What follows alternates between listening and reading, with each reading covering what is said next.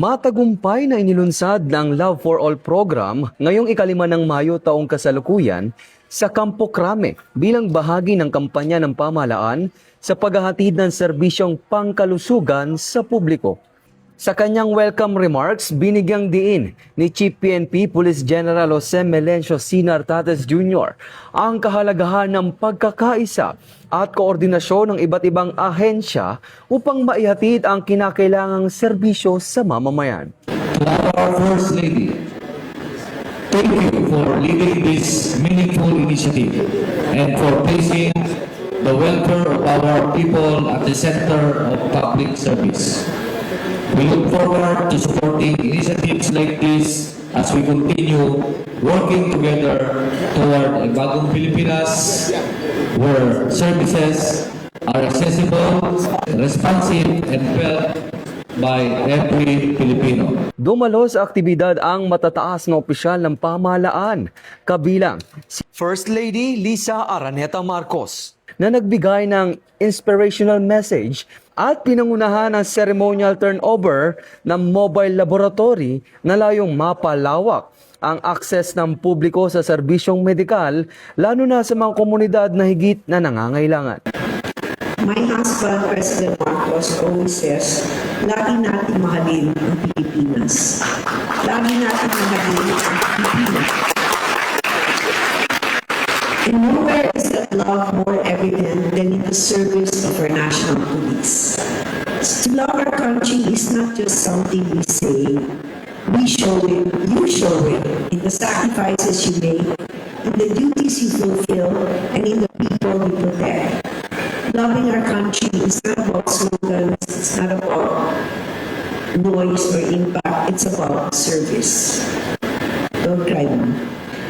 And so to our partners in government and to our partners in the private sector, to every volunteer who made today possible, marami pong salamat sa inyong lahat. And to our men and women of the National Police, thank you for your courage, thank you for your sacrifice, and thank you for the service you give to our nation. Mabuhay po kayong lahat.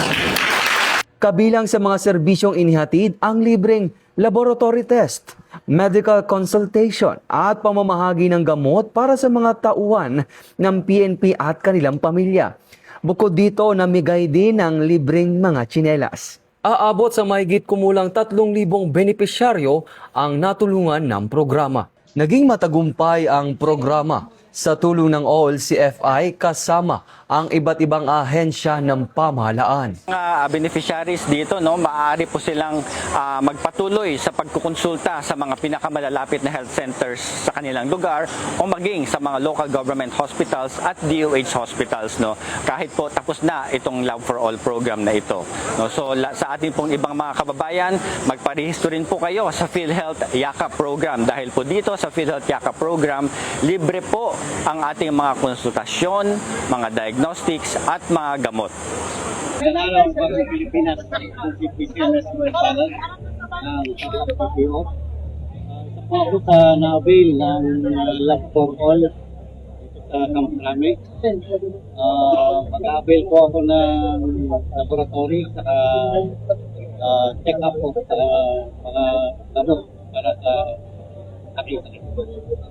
Ayon sa Philippine National Police, ang programa ay bahagi ng pagpapalakas ng personal welfare at patunay ng patuloy na pakikipagtulungan ng pamahalaan para sa serbisyong makatao at abot kamay ng bawat Pilipino.